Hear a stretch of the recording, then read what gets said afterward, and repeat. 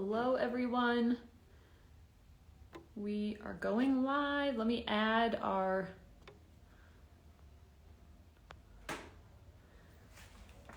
Tot Squad group in here. All right.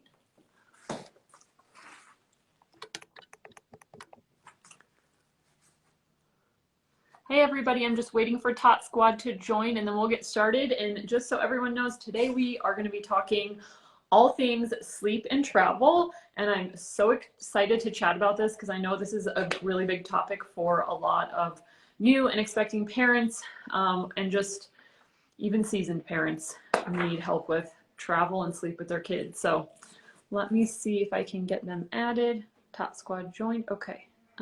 Let's see here. Right.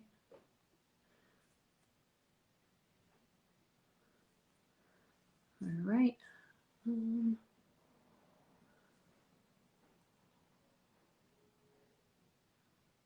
Let's see. Oh.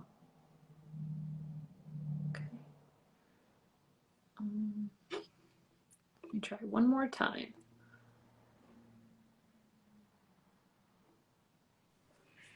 There we are. Hi, Joan. Good morning. How are you? I'm doing well. How are you? I'm good. Thank you for joining us. Of course. Thank you for the invite. Of course. All right, so let's get started. So just to give everyone a little bit of background, today we are talking with Tot Squad provider Joan, who is a sleep expert. And for those of you that don't know what Tot Squad is actually a marketplace for new and expecting parents where you can be finding expert providers in all different categories. And Joan is just one example of the type of providers that they have as a sleep expert. And obviously I am Kristen Hood, mother of two from GoodBuy Gear. And if you don't know about GoodBuy Gear, make sure you check us out, follow us on social media. And we'll get more into all of the great things about GoodBuy Gear a little bit later, but let's talk all things sleep and travel with kids. So Joan, I have a few questions for you, but before we get started, could you just introduce yourself and tell us a little bit about you and how you got started in this industry? Sure thing. Hi, everybody. I am Joan, and I am a sleep consultant with Tot Squad. And for me, becoming a sleep consultant, it was always kind of niggling at me in the back of my mind. And I had experience already working with families, working with babies, working with young children. But it wasn't really until I had my own twins that it really hit home for me, because my twins were born very early. And so when they were about 8 months, I just basically hit the wall with mental exhaustion, emotional exhaustion, everything. It was just awful. And the thing with me was that I was dealing with such a huge amount of mom guilt on top of all of that, because they weren't sleeping as well as I felt like they should. So, you know, I just could not figure it out. And that was because I was just so emotionally exhausted. So I just basically made the decision that I had to become a sleep consultant, because I really personally saw the value and, you know, how much help and support it can give to moms when they're feeling that way. Yeah, that's so nice to hear. And I feel like I can really relate to that, because with my first son, he never slept and I struggled so hard. I feel like it really contributed to postpartum depression, and it was just like you said, the mom guilt. And I, as a new mom, I didn't even know like sleep consulting was a thing. I didn't know that was something I could even ask for. And so I'm always a big proponent for new parents, like, get a sleep consultant immediately if you're having trouble with sleeping. Don't wait. And with my daughter, she was a much better sleeper, but the second we were having issues, I immediately hired a sleep consultant because I knew what it could look like if you didn't. So I love having this conversation and really trying to get that message out to new parents, and new soon-to-be parents. Like, do not be afraid to ask for help in this department, because it can really hurt if you're not getting any sleep. So that's really great, and so good to know your background in that. So with summer travel upon us, and I know a lot of probably new and expecting parents are thinking about traveling with their babies, how soon do you recommend that people start traveling with kids, and what's an appropriate time frame for that? Right. Well, in general, it is recommended like that anything over 6 months, you're usually in the clear. And that's based on if your baby is generally in good health and was born full term. But anything Right. under that, I would suggest that they speak with a pediatrician just to get really specific advice for them. You know, Yeah. there are babies like 3, 4, 5 months that are usually okay too, but I would always just suggest to talk to a doctor. Yeah, that makes a lot of sense. I always try to tell new parents I had to travel with my first child at 6 weeks because we were moving and I had no choice but to get on a plane with a 6-week-old, which can feel really daunting, and absolutely check with your doctor. But I do know my doctor said it was okay to do, especially in those scenarios. So if you have to do it, it's possible. But I think, like you said, waiting longer is obviously the better option, especially these days. So that's Sure. great. And then let's get into the fun stuff. Let's talk about gear for traveling with a baby and kids in general. But what is your most recommended gear to travel with a new baby? And what are the things you think help the most? Yes. Well, I would always be leaning towards whatever products we can have that we can kind of double up. Anything that we can play with and that they can also sleep with, and, you know, Okay. vice versa. So Yep. typically blankets are great for, you know, your baby to play on while you're in the airport, but it may also help with nursing, you know, and diaper changes, all of that. But regarding the bigger products, I would definitely recommend a carrier, you Okay. know, but not to get a carrier the day before that you're going. You know, most moms, they're in mom groups, they have communities. So if they don't already have a carrier, at least getting one that they can try out beforehand, you know, Okay. is recommended. And pack and plays, they are the best thing ever. They're so convenient, they're so lightweight. They fit in so many spaces, whether you're in an Airbnb or a hotel, whatever, Right. you know. Okay. So carrier and pack and play. What about like stroller systems or things like that? Are there any specific products like that that you would recommend? Well, for the younger babies, the strollers that you can actually connect a car seat to, I mean, without a doubt, that's very convenient. And then usually the frame can fold up easily. But travel strollers, umbrella style strollers, are great for going through the airport. It, you know, for going through an airport, there's always the risk that something may happen to your stroller. We can't Right. rely that, you know, things will be okay. So if they're getting a stroller like that, at least, you know, it's not the end of the world if they had to get one again while they're on trip in order for coming back. Plus, they fold up so easily. Yeah, okay. I know as a new mom, I think the one thing that helped me a lot was, like you said, the carrier is really important in getting it long before you travel so that you're comfortable with it, and getting your baby in and out of it is really great. I used to even wear my son in the carrier on the airplane sometimes, which I felt like was really helpful and just like a little more protective, especially if you're flying with a new infant.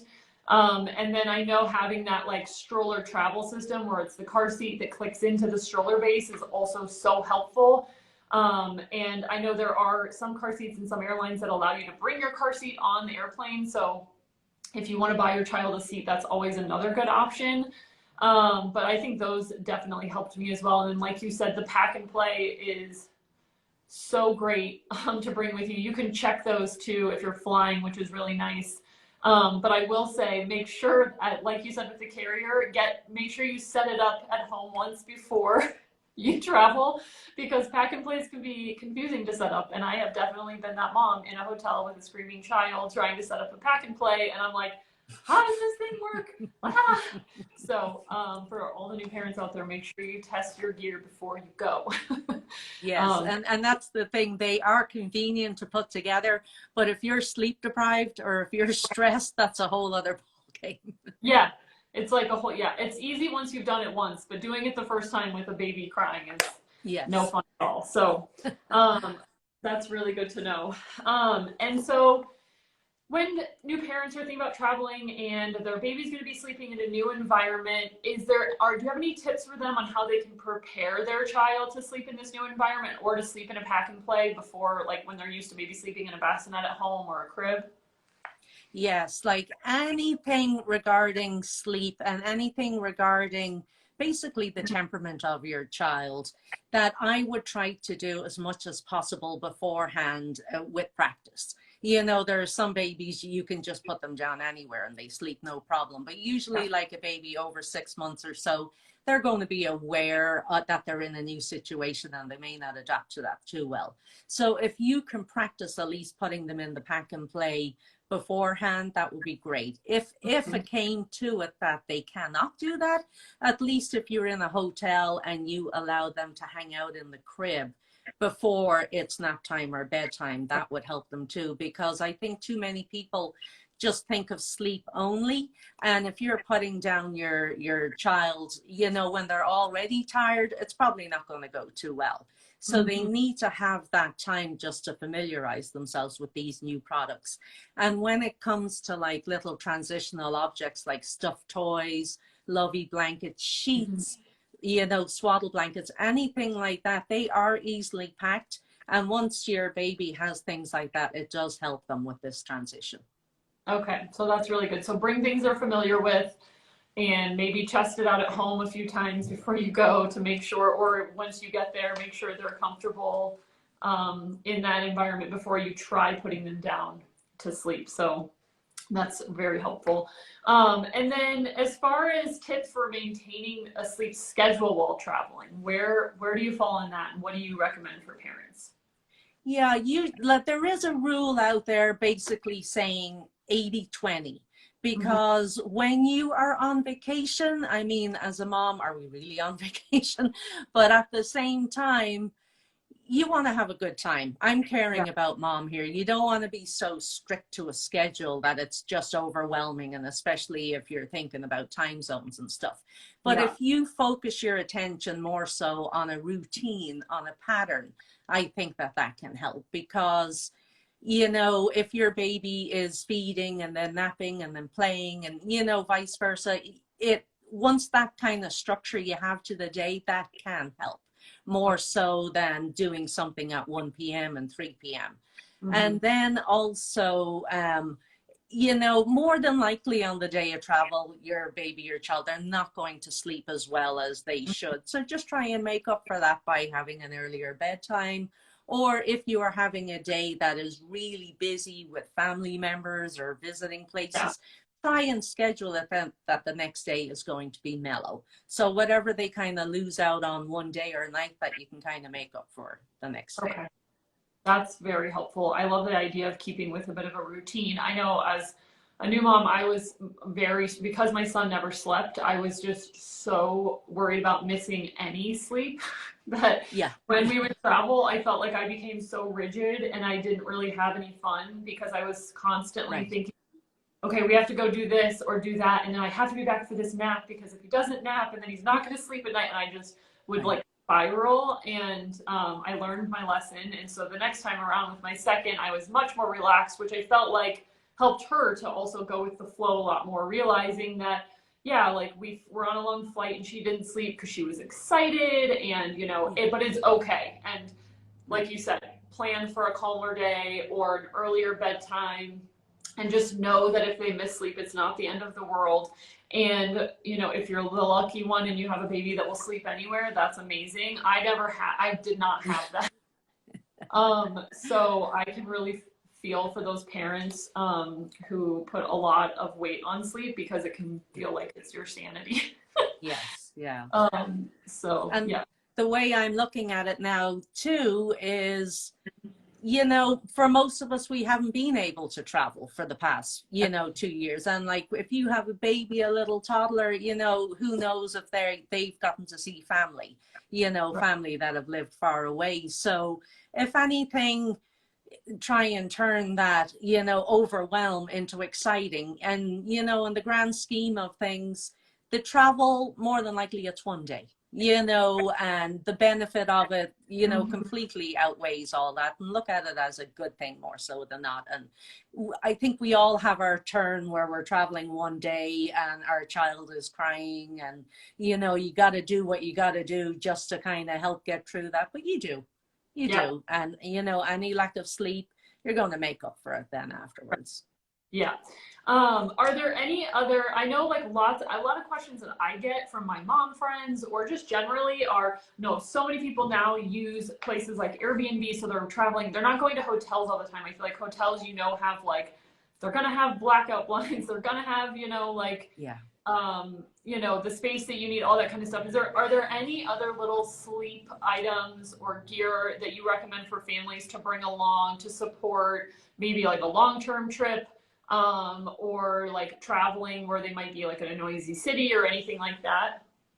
Yeah, well, like you said, the blackout blinds, they are just perfect. And you Okay. can actually get items like that that are for travel. So it's Okay. not as if you have to do a big installation. They usually come with suction cups. So that's so great for things like that. But like I said, too, bringing products for home, if and when possible, by all means do that. But white noise, Yeah. I think probably most people, like, it is a lifesaver. And even if your child didn't use it before, by all means, then use it then, because if you're in a strange environment, it's always going to be helpful. Plus, too, for the parents, for the older family members, you Yeah. want to be able to enjoy the evening Right. talking with others and not be so overwhelmed about your baby sleeping there in the background. Okay. So pack your sound machine is what you're saying. Absolutely. But you know what? Even if worst case you forget something like that, those things are usually available on apps on your Yeah. phone. Yeah.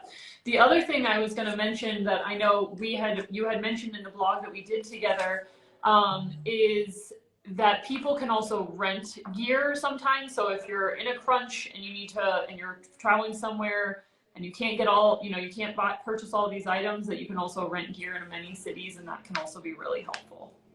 Yes, and I think too, with the benefit even of that is not just the products relating to sleep.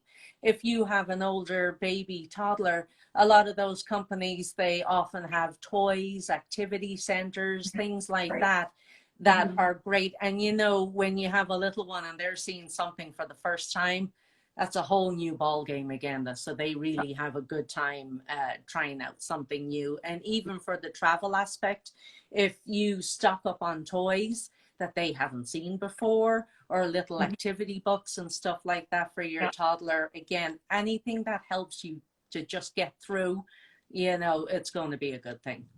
Yeah. Okay. That's awesome. Well, my last question is just, is there any other tips or advice that we didn't talk about that you have for parents when we're thinking about sleep and travel and infants? Yeah, so, well, like I said, I really stand by the following a routine more so than the schedule. But, Mm-hmm. with COVID and stuff, I think we're all a little on guard when it comes to, catching a sickness or anything like that. So just to be cautious, when you're around people, especially indoors, Mm-hmm. if you're going to anything that has a large crowd, just be cautious of, your distance from other people. And most moms anyway, they have a truckload of baby wipes with them because they're so convenient. So if Yeah. we can get hand sanitizer in there, disinfecting wipes in there too, they're always going to be useful for that. Yeah. It is recommended too, if possible, that if you are flying long distance or, traveling by car, more or less to do it earlier in the morning.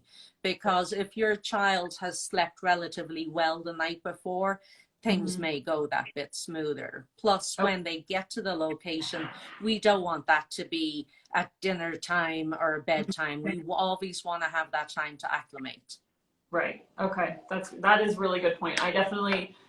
I learned that early on with my kids too. Like you're right, like book that early flight because that way they can get a good night's sleep. You can get your day started when they're happy. That way, if they miss a morning nap or they're just overly stimulated during a travel day, they at least have that solid night's sleep from before. and you can get to where you're going by evening and like do your nighttime routine and kind of start fresh the next day. So I love that. I always recommend that to mom friends, like travel early.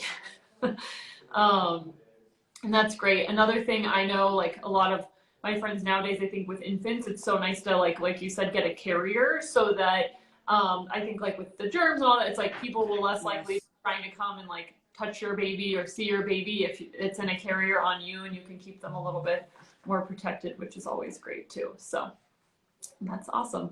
All right. Well, I don't have any other questions for you.